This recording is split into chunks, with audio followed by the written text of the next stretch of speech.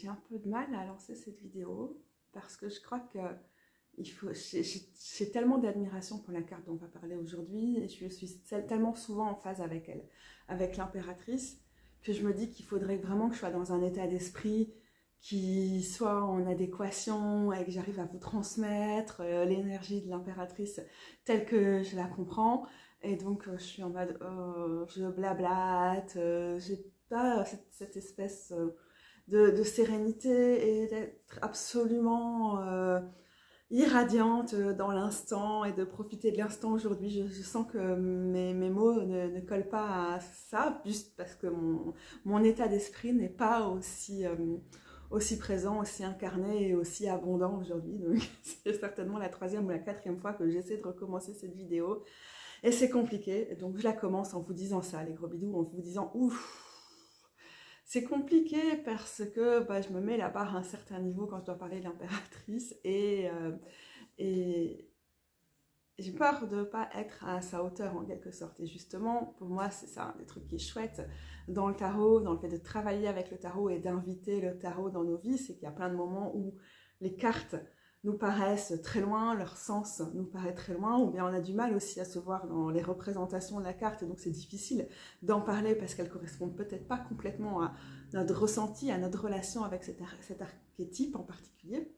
Donc ici l'impératrice, mais avoir de la place pour le tarot dans sa vie, c'est aussi dans ces moments-là pouvoir aller à la rencontre de la carte et la laisser s'imprégner, infuser, s'ancrer, s'enraciner, se faire une petite place dans notre vie et nous inspirer et justement nous aider à inviter une façon d'être, un état d'esprit, des ressentis, une façon d'accueillir et d'inviter. Et peut-être c'est quelque chose qui va très bien à l'impératrice aussi. C'est une carte, je trouve, qui donne envie d'inviter les gens autour de la table, de proposer un truc super sympa à bouffer, dans ce cas-ci, une bonne tisane à boire. Et d'être aussi là dans le plaisir d'être ensemble, et dans le plaisir, parce que c'est une carte de plaisir. Donc, au bout de 2 minutes 30 de blablabla, je ne vous ai pas encore dit bonjour, donc bonjour les gros bidous. Il y a peut-être plein de gens qui sont partis parce que je leur ai pas dit bonjour jusque-là. C'est la 4e vidéo déjà du tag Top Tarot Trams qui a été lancé par Musing by Massa. Et qui consiste, pour toutes les personnes qui participent, évidemment, je vous invite à aller voir les autres vidéos des autres personnes qui participent à ce tag, pour chacune des cartes de l'arcane dit majeur, des atouts, des triomphes, des trams, de choisir 5 représentations dans 5 jeux différents qui nous parlent particulièrement pour cette carte-là. Vous avez vu, je vous avais déjà dit dans les vidéos précédentes, je vais chaque fois un peu adapter le format à ce que j'ai envie de ramener à un moment précis. C'est vrai que pour les autres cartes, j'avais des textes de description de la carte qui me paraissaient assez chouettes pour transmettre ce que j'avais envie de vous dire par rapport à cette carte, que parfois, ce que je cherche aussi dans certaines représentations, ou ce qui manque aussi parfois dans certaines représentations. Là, j'avoue, j'ai publié 2 textes en un seul article qui étaient dans mes archives autour de l'impératrice il y a quelques jours pour amorcer finalement cette vidéo et la discussion autour, mais j'ai nettement moins envie d'en faire la lecture ici, donc c'est le moment, si jamais, de mettre sur pause et d'aller lire ça. Sinon, je vais essayer de ramener évidemment tous ces éléments dans cette vidéo, mais ouais, je pense pas qu'il y aura des lectures cette fois. J'ai vraiment plus envie de vous parler des cartes et de vous parler de ma façon de comprendre l'impératrice en voyageant dans les cartes. Parmi les 3 fois là où j'ai commencé ma vidéo avant cette fois-ci, j'essayais de vous dire « Oh, mais bien sûr, comme tout le monde », et c'est vrai, hein, j'ai eu, comme beaucoup de gens, en particulier les personnes queer ou LGBT+, on a toutes les personnes qui ne se retrouvent pas dans les normes de genre, donc aussi pas mal de personnes féministes et qui ont du mal avec les rôles de genre stricts et qui permettent qui véhiculent l'oppression, quoi, ou qui nous oppriment en fait.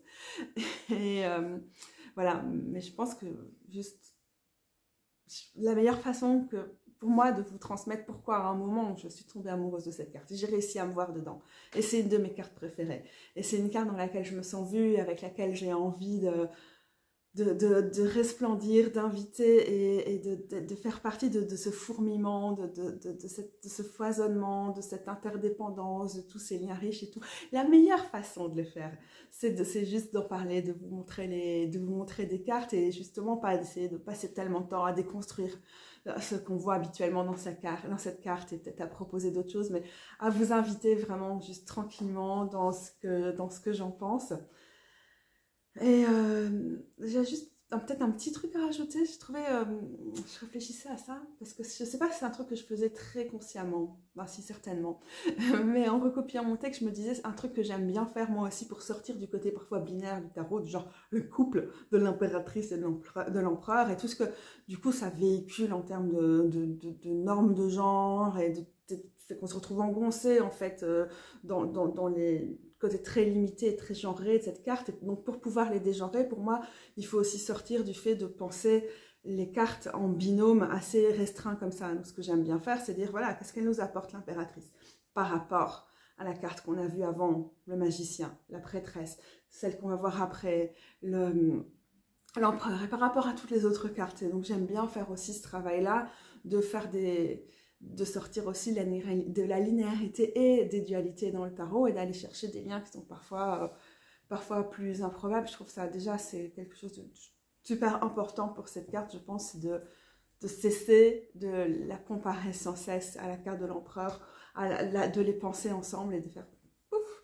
En fait, elle est certainement une des cartes qui favorise le plus les liens entre tout le monde en général, et à harmoniser les liens, parce que c'est la carte qui est associée à la planète de Vénus, donc elle cherche ça, bien sûr, mais du coup, elle cherche forcément des liens, des façons de s'accrocher, de nourrir les relations avec toutes les cartes du tarot, et elle en a rien à foutre de la nourrir particulièrement avec l'empereur, elle cherche ça. Mais c'est clair, c'est une carte qui est très généreuse dans sa façon de chercher les liens, d'entretenir les liens, de les nourrir et de comprendre aussi comment chacune peut trouver sa place dans un écosystème, dans une communauté, dans une famille choisie, etc., etc. Je dis ça en ayant déjà en tête plein de choses que j'aurais envie de dire sur certaines cartes. Je crois que je vais juste me lancer, je vais aller piocher les cartes ici sur ma pile et puis on va voir. Au sommet de ma pile, j'ai le Gentle Tarot. Et en fait, j'avais pris la carte dans mon mini Gentle, mais bah, il est trop mini. Et il y a quand même des éléments qui ont dû être réagencés ou supprimés de la version mini du jeu. Et c'est dommage. Ça, c'est une des seules raisons pour lesquelles j'aime quand même bien avoir le jeu en grand, et que j'ai pas, du coup, j'étais chercher dans la collection de Rose. C'est que pour une carte comme celle-ci, c'est très très précieux d'avoir l'ensemble. Ça nous amène vraiment une autre perspective sur la carte, parce que justement, on a ce côté d'être dans un monde où il y a tellement de choses, en tout cas dans un moment, dans un instant, où tout le monde semble s'harmoniser, se rencontrer, et on a cette caribou au milieu, ce caribou qui fait de la place pour tout le monde, et qui accueille tout le monde, et qui nourrit tout le monde, mais d'une façon qui n'est pas genre, je suis en train de m'activer pour être au service de tout le monde, et je m'oublie, mais je fais du travail reproductif et tout, mais juste en étant là, et en étant au centre de cette scène, à cet instant précis, elle permet à des petits oiseaux d'aller grignoter on ne sait quoi sur son dos comme petits insectes. Peut-être même à des vers de pendre sur ses bois. Il y a un papillon qui s'y pose et qui peut y faire une pause. Et puis, voilà, elle semble être en communication avec les abeilles qui s'activent au-dessus des plantes ici. Je ne sais pas si vous voyez.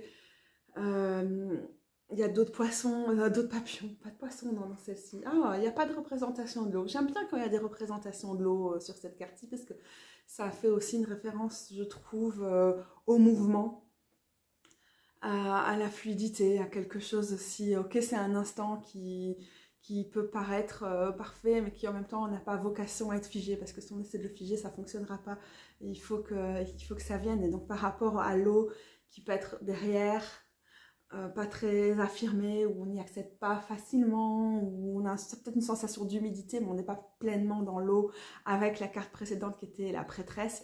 Ici, j'aime bien quand l'eau jaillit, quand elle irrigue et quand elle nous permet aussi de nous relaxer, parce que je trouve qu'après, quand même une certaine forme de rigidité dans l'incarnation de la prêtresse. On est là, on est sur le seuil, on attend, on écoute, on est un peu dans la vigilance. J'aime bien que l'eau soit beaucoup plus dans la carte de l'impératrice, parce qu'elle elle nous permet, j'entends le bruissement de la cascade. Et les petits tourbillons de l'eau tout autour, et l'eau est fraîche et elle est vive, c'est comme une bonne douche aussi, quand on sent faim. Ça peut nous aider, ça peut couler, ça libère les tensions musculaires, ça remet à zéro. C'est quelque chose qui manque peut-être sur celle-ci. Et je pense que je le mentionne parce qu'en vrai, je ne sais pas si j'ai choisi beaucoup de cartes. Comme je n'ai pas choisi de cartes qui sont très très directement inspirées de Wade Smith, en fait, je n'ai pas assez d'eau sur les cartes que je vous présente ici. Et alors, qu'est-ce que je vais faire? Et évidemment, prendre cette carte qui a été créée par mon amoureuse Rose, avec évidemment moi. Et elle est inspirée par le clip de Beyoncé, et tout ce que Beyoncé a mis aussi dans l'inspiration par rapport à la déesse Oshun. Et à un moment où elle ouvre les portes, où elle était dans un espace clos, je pense que c'est une chanson qui parle de rupture et tout, si je me souviens bien. C'était créé à l'époque de la sortie de cette chanson, mais depuis lors, je ne sais pas. Elle ouvre la porte et toute l'eau descend avec elle, dévale finalement un escalier. Et alors, la déesse et la femme dans cette chanson est en mode, voilà, je suis libérée. Et il y a cette question aussi vraiment de la circulation que j'aime beaucoup voir dans cette carte, et que je trouve bien rendue ici. C'est certainement pas ma carte préférée de ce café rose, mais je l'entends en fait. Elle a quelque chose dans le bruit de l'eau que je trouve vraiment agréable. Et c'est ça aussi, parler à l'impératrice, et c'est peut-être pour ça que je vous lis moins mes textes par rapport à cette carte-là. Parce que tout est dans le sensoriel, tout est dans le sensuel, ça passe par nos sens, et on donne et on reçoit, et ça circule, et c'est vraiment, c'est une expérience incorporée, c'est une expérience des sens, et elle est plaisante. Ok, alors peut-être que pour l'instant, du coup, ça me donne envie de quitter celle du Gentle, dont j'aurais pourtant encore beaucoup de choses à dire, pour parler de la suivante, qui est l'impératrice du tarot des ramures étranges. Je crois qu'on n'a vu aucune comme ça, et on a l'impression qu'il y a tout cet épanouissement, cette floraison qui sort de son bas-ventre. Et ça, pour moi, ça remet tout ce côté très sensoriel et sensuel de l'impératrice, mais aussi ça nous évite de sortir des clichés de combien de fois on est obligé que la seule personne enceinte sur un jeu de tarot, c'est l'impératrice. Et que donc être enceinte, ça symbolise forcément quelque chose, et que c'est pas quelque chose qui pourrait se retrouver dans n'importe quelle carte. Non, c'est l'impératrice parce que la création, la femme, tout ça. Et donc ici, on a peut-être l'idée qu'il y a quelque chose qui sort d'elle, mais c'est du pur plaisir. Ça me fait penser à la masturbation, ça me fait penser au sexe dans sa façon la plus fun, la plus plaisante. Et le côté très wow. C'est un tarot qui est assez récent hein, dans ma collection, mais c'est une version d'impératrice qui m'a fait du bien. Ça me fait du bien de me rappeler aussi que c'est une carte de plaisir, y compris sexuel, mais c'est pas une obligation, hein, vous pouvez tout à fait être asexuel et trouver aussi toutes les myriades de façons que représente le plaisir selon l'impératrice. Mais ça m'a fait beaucoup de bien de la voir comme ça, de me la rappeler comme ça aussi, et de me rappeler cette expérience vraiment corporelle et de la matière, et aussi que notre corps est toute la matière autour de nous, et tout le vivant, et notre place dans le vivant, et l'impératrice, c'est encore une de ces cartes où on a souvent tendance à dire, ok, les premières cartes de l'arcane majeure, c'est des personnages, c'est des traits de personnalité assez forts dans notre développement et tout, des personnes qu'on rencontre.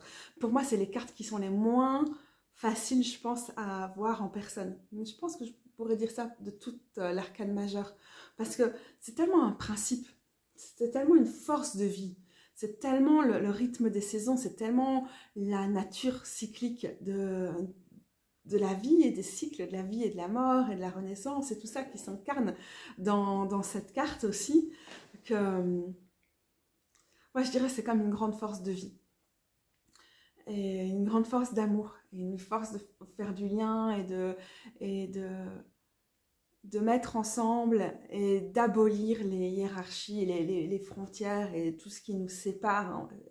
Elle est tellement vénusienne.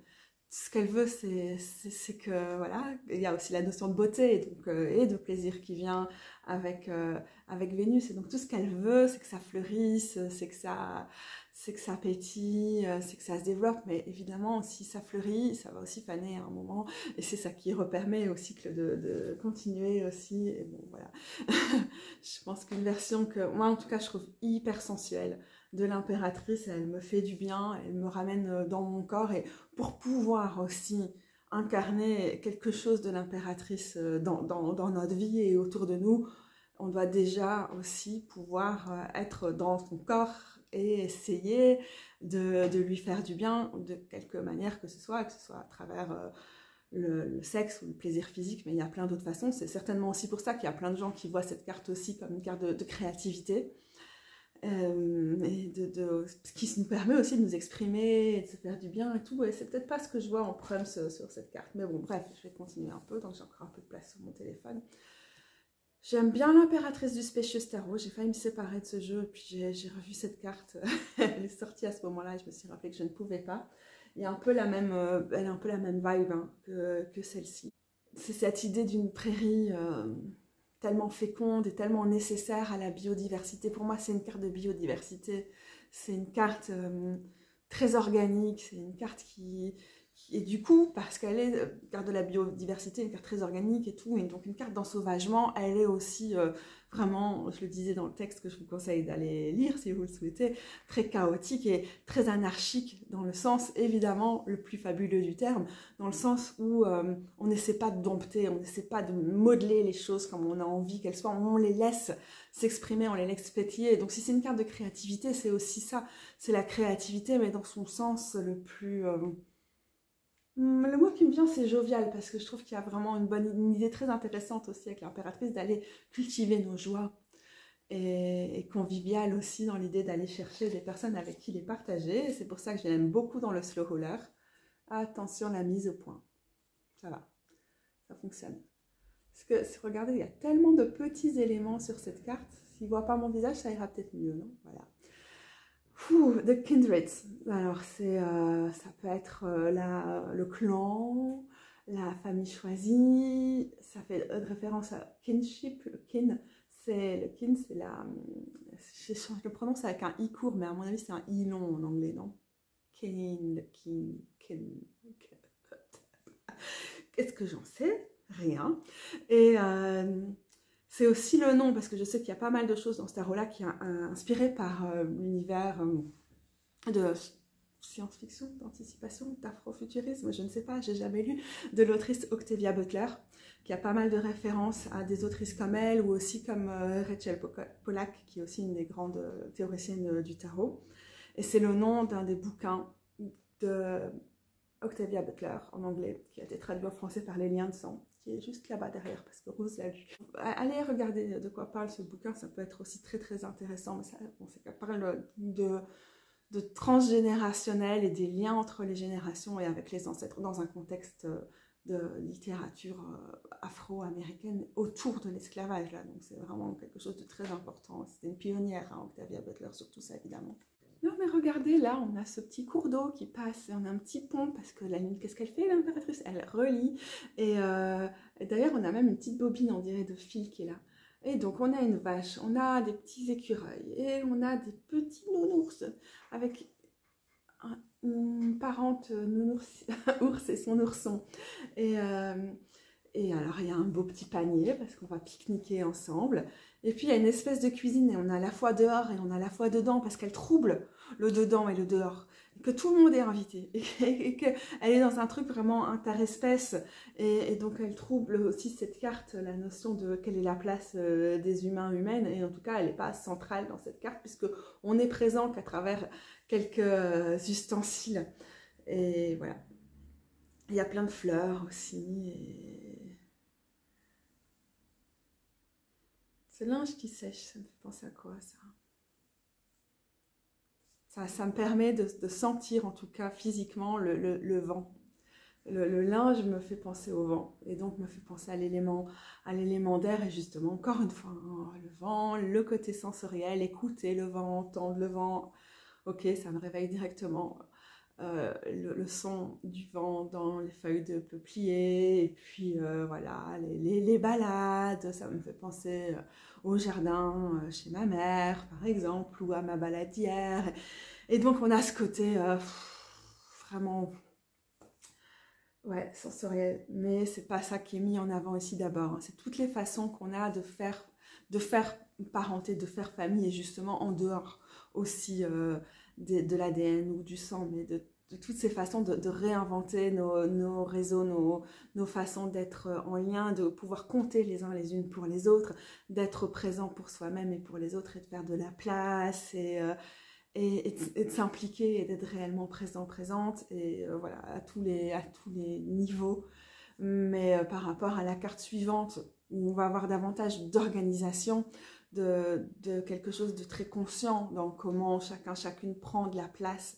Ici, on reste dans ce côté organique, dans ce côté tout le monde est bienvenu avec cette carte et on est vraiment, on est accueilli comme on est. Et oui, c'est aussi ça qui est intéressant avec cette carte, c'est un moment où on peut juste se dire je suis très bien comme je suis. Et toutes les personnes avec lesquelles on relationne et qu'on invite à se positionner en face de nous sont aussi très bien comme elles sont. Et elles sont juste bienvenues ici. Il y a beaucoup de soins et beaucoup de douceur dans cette carte. J'aime beaucoup trop la carte de l'impératrice, c'est terrible. L'impératrice du Rainbow Tarot, pourquoi elle est là? Dans le texte que j'ai partagé récemment, j'ai aussi parlé de celle-ci parce que j'ai fait un exercice d'écriture pour aller à la rencontre de cette carte-là qui permet parfois de dévoiler certains aspects de la carte et je vous invite à les lire. Mais ce qui en est ressorti, c'est que je la vois ici beaucoup comme un aspect de la planète Vénus qui est très intéressant, notamment Perséphone, je trouve, la déesse des enfers qui serait là sur son trône et elle a l'air assez sérieuse, elle prend aussi la place de la mort et du compost et de tout ce qui se passe dans les souterrains comme quelque chose de très très important dans nos processus, dans nos évolutions et tout ça. Elle me fait penser aussi au mythe d'Inanna, hein, qui est quand même la déesse qui est à l'origine de ce que les humaines en Mésopotamie ont vu dans Vénus, et donc à Vénus rétrograde, qui serait symbolisée par la descente d'Inanna dans les enfers, et le fait d'enlever toutes ces couches. Donc la grenade me fait évidemment penser au fruit qui lie finalement Perséphone à son rôle dans les enfers et à cette prise de responsabilité aussi, d'être à la fois le marqueur du printemps à la surface et le marqueur des temps morts et de la mort dans le monde d'en bas.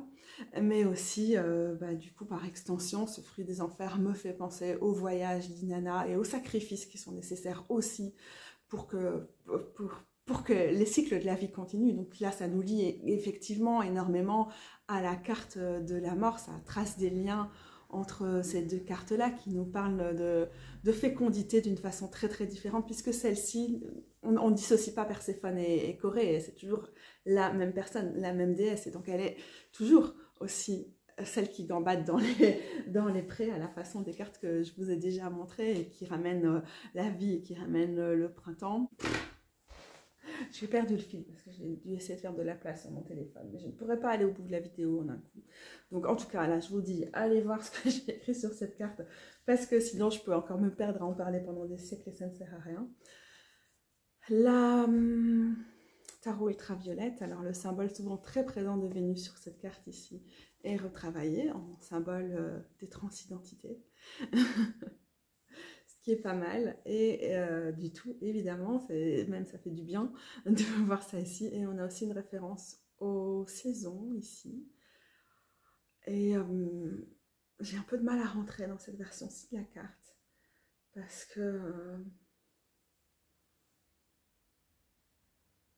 que le personnage a l'air assez statique au milieu de la carte et que je pense que je l'imagine plus en mouvement ou plus dans l'accueil, et que le fait que ce personnage semble posé au milieu comme ça des changements de saison. Ouais, il y a le fait d'être comme sur le seuil comme ça, ou voilà, ça me fait un peu plus penser à la prêtresse, je pense. Mais en même temps, quand je vous disais, c'est cette force de vie, c'est aussi cette capacité de voyager et de faire circuler et d'encourager le vivant et d'être là pour le vivant, d'être là avec le vivant et du coup d'être profondément anticapitaliste. Ça pourrait être intéressant, mais je ne vais pas essayer de la réfléchir davantage ici. Je vais vous montrer parce que vraiment j'aime bien quand elle est dans la nature, hein, cette carte évidemment. Oh, il y a du chèvrefeuille on dirait derrière. Elle s'appelle la nourricière dans le Numinous Tarot. Et on dirait que cette personne nourrit son feu aussi ici, c'est assez puissant. Pouvoir être là pour soi-même aussi, c'est quand même vraiment pas quelque chose de facile, et l'impératrice nous demande aussi ça, elle nous parle aussi de notre capacité à recevoir et à s'ouvrir à plus de réceptivité, mais dans le sens de s'offrir plus de douceur et plus de générosité, et c'est vraiment loin d'être facile tout le temps, quoi. À ce propos, hein, on a encore ici la notion d'avoir du récipient, de s'offrir quelque chose qui va nous nourrir. On a encore une fois la grenade et diverses plantes aussi sur cette impératrice du Hollow Valley Tarot. Et comme la plupart des associations astrologiques ont été revues dans les majeurs de ce tarot, on a ici Vénus dans son domicile, chez elle, en taureau. J'aime bien associer cette carte au taureau. Moi, elle me fait fort penser à un aspect de mon thème aussi, c'est ma lune en taureau. Il y a quelque chose de célébration de son corps et d'abondance et de générosité au niveau de comment on profite aussi de la life parfois, le côté d'être bonne vivante qui je trouve va bien avec cette carte et qui me convient très bien. J'aime bien comment le personnage ici est nu et se balade avec beaucoup de fluidité au milieu des petites fleurs, et encore une fois ça nous demande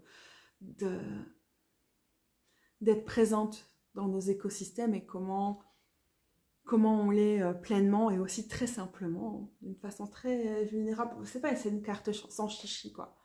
Il y a vraiment beaucoup de simplicité dans l'impératrice. Contrairement, en tout cas, c'est comme ça que je la comprends moi, parfois on entend un peu, genre qu'elle serait presque factice. Parfois j'entends ça, moi, quand j'entends des gens qui pratiquent le tarot de Marseille et qui parlent de l'impératrice ou de la prêtresse ou des trucs comme ça.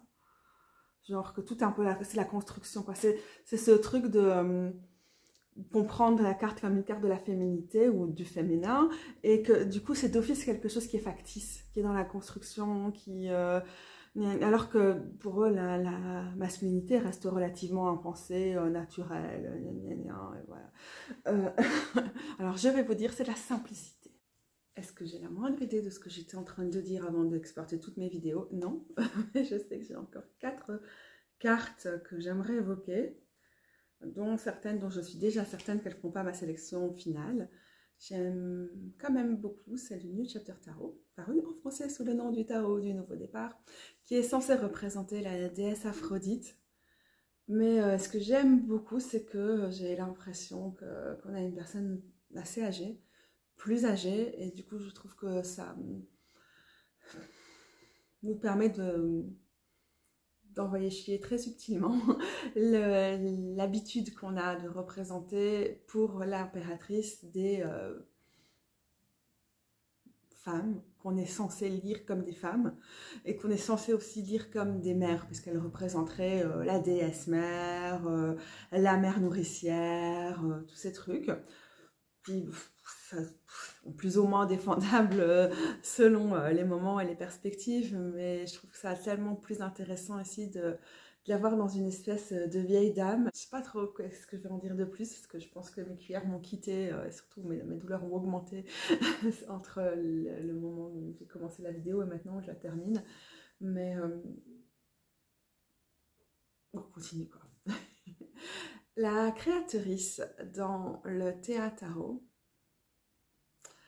Je l'aime bien, déjà parce que c'est une impératrice grosse et je trouve ça important.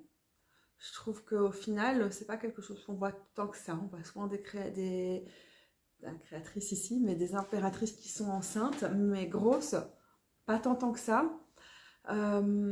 Et si on le voit, c'est vraiment une référence à ce qu'on peut imaginer de ce que seraient des déesses primitives ou préhistoriques, de la fécondité, de la fertilité, etc. Et donc, c'est aussi hyper réducteur en termes de représentation des personnes grosses.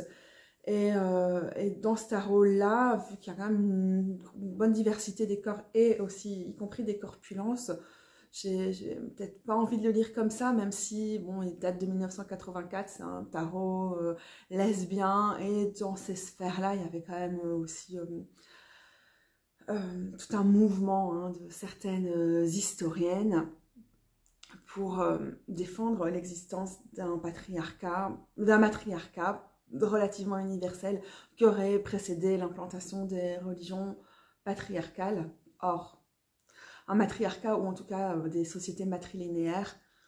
Or, ça c'est pas vraiment confirmé, c'est des théories qui sont intéressantes et qui ont aussi eu le mérite de nous permettre d'inventer un passé pour peut-être inventer un avenir qui serait moins hiérarchique, qui serait basé sur des modes de relations, de relationnalité et aussi de parentalité, hein, parce qu'on l'a vu, de parenté, on a vu avec la carte des kinship aussi, hein, tout ça, donc toute cette façon de faire lien qui serait pas, c'est le poids patriarcal et de la transmission par les hommes, etc. Mais bon, en même temps, l'existence de ces sociétés matrilinéaires d'une façon large, etc., n'est pas confirmée par beaucoup d'autres historiens et historiennes que celle-là. Après, elles ont aussi été beaucoup contestées à l'époque parce que la façon de faire de l'histoire était encore extrêmement masculiniste. C'était quand même là, avec l'émergence des Women's Studies, des études sur les femmes, des études féministes, et puis ce qui a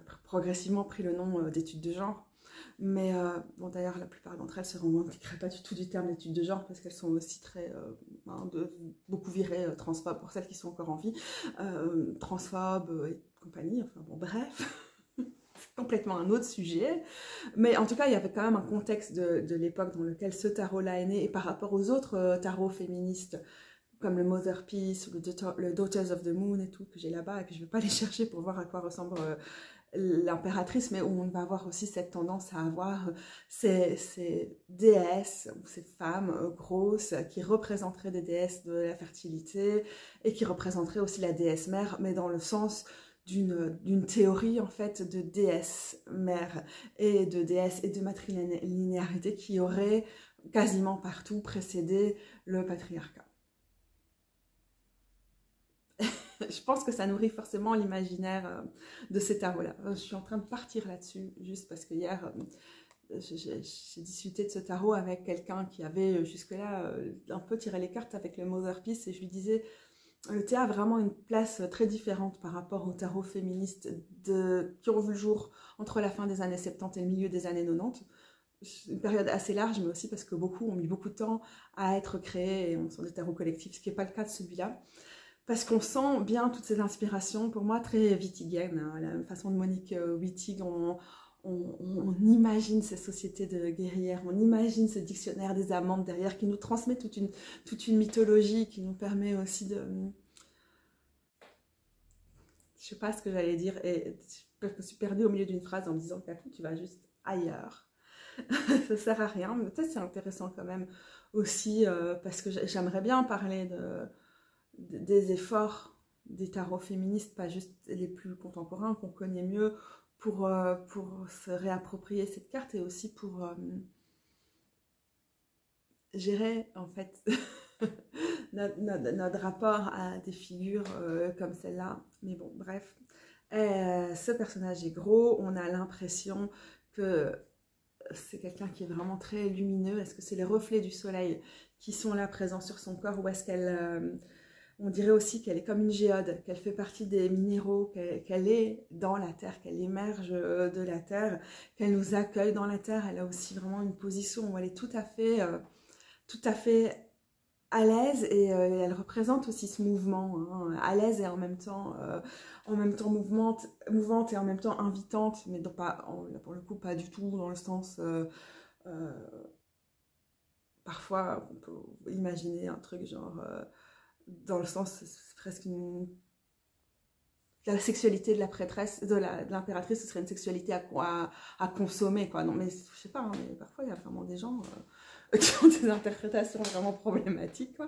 Mais ici, c'est plutôt cette notion de convivialité ou de faire de la place ou de créer de la communauté ou d'inviter la non-hiérarchie que je vois ici et donc invitante dans ce côté-là, hein, on est à l'aise et tout. Enfin, la nudité n'est pas forcément quelque chose qu'il faut lire, voir, comprendre d'une façon sexuelle, sexualisée. Bah, ça fait partie du problème, je pense. Et justement, je trouve c'est intéressant aussi, parce qu'il n'y en a pas eu beaucoup, il n'y en a peut-être même pas eu du tout, d'avoir ici une impératrice nue, parce qu'elle sort aussi de tout ce qui peut servir à la différencier du reste du vivant en tant qu'humaine. Et là, elle est juste... elle est le vivant, elle est dans le vivant, et elle n'est pas forcément dans un rapport hiérarchique, etc. Je pense qu'on peut aussi penser la nudité dans le tarot de cette façon-là, ou d'une myriade d'autres façons, mais la penser d'une façon pas sexualisée, c'est évidemment la base de la base. Mais voilà. Je dis pas que la nudité est souvent sexualisée dans le tarot, hein, sur l'étoile et le monde en particulier, pour reprendre les cases plutôt traditionnelles. Mais justement parce qu'elle serait un peu genre au-dessus de tout ça, au-dessus de la chair, etc. Et une carte qu'on associe à la chair et à la matière comme l'impératrice, si elle est habillée, ça représente aussi notre rapport par rapport au corps. Et donc l'affirmer comme nu, comme matière, comme corps, et voilà. C'est compliqué une catou fatiguée. Je suis sûre que ça pourrait être intéressant comme question. Et là, je suis sûre que c'est très confus. Il y a certainement des petites choses à aller piocher dans ce que je dis, mais qu'en tout cas, mes phrases ne font pas sens. Intéressant, le Fils Spirit Tarot. En français, le tarot inclusif. Je m'interroge sur la présence de la faucille autour du blé. Parce que du coup, ça me fait penser plutôt aux aspects Déméter, le côté agriculture et du coup le côté interventionniste aussi des humains par rapport à la nature. L'agriculture, elle va commencer directement à nous donner un rapport potentiellement hiérarchique avec la nature. Et on a des monstera derrière et ça me fait penser du coup à mes plantes d'intérieur qui sont complètement déracinées de leurs écosystèmes, des endroits où elles poussent habituellement. Et donc pour moi, ça c'est des petits éléments qui, je ne sais pas où elle est censée être située, cette impératrice, mais qui me perturbent, qui ont moins ce côté, comme je disais, anarchique, organique, chaotique et terriblement fertile et terriblement sauvage de ce genre d'impératrice. Et donc je suis potentiellement un peu perdue. Bien sûr, c'est pas parce qu'on a une faucille, c'est d'office de l'agriculture. Ça peut être une façon de travailler la terre et avec la terre qui n'est pas orientée vers ça. Mais tout ça juste pour dire qu'elle va pas faire ma sélection parce que elle m'inspire pas aussi d'une façon aussi luxuriante que d'autres. Et en parlant de luxuriance, qui est un mot que j'aime beaucoup évidemment pour l'impératrice, j'ai ici l'impératrice dans le Tarot of the Holy Spectrum, l'Infinity Edition, que je trouve aussi très sensuelle, où le corps est vraiment fort en avant et qui a une présence dans le corps. Mais aussi, elle porte une chemise ou un kimono ou quelque chose comme ça, avec des roses ou avec des chrysanthèmes ou quelque chose comme ça. Et le décor au fond, ou le paysage, ou le décor, c'est la même chose. Et donc on a de nouveau cette idée de se fondre, de faire partie d'un ensemble et de trouver sa place dans un ensemble et d'être dans cette quantité aussi. C'est ce côté très luxuriant de l'impératrice et d'être présente dans ces moments-là et en même temps de ne pas être... d'être présente, mais c'est genre, c'est la fameuse phrase aussi, le self-care, Ça doit aussi être du community care, hein, le soin communautaire, pas juste le soin de soi. Donc on a toute cette notion d'interdépendance et de tout ce qui se pense ensemble. Et j'ai vraiment aucune idée de comment je voulais dire ça avec le début de ma phrase. Mais clairement, je suis finie au niveau de mes réserves d'énergie. Donc voilà. Ok, je vais choisir mes cartes. J'aimais bien celle-ci. Je la garde. J'aimais bien celle-ci et je pense que je vais privilégier celle-ci. Donc le gentle au-dessus du spacious, où pour moi elles ont un peu la même vibe. J'aime bien celle-ci, même si j'ai pas su expliquer pour toi pourquoi. Mais déjà juste le fait que ce soit un personnage gros dans une carte dans laquelle moi je me vois avec facilité, ça me fait déjà vraiment plaisir. donc voilà, je me sens représentée. On est à 3. Alors évidemment, le Kindred de Slow Roller. On est à 4. Ouh là là, ok. Alors, le Holy Spectrum. Oh. Le Holy Spectrum. Je pense que je pourrais donner ma priorité à celle-là, mais parce qu'elle ressemble tellement à l'autre. Quoique.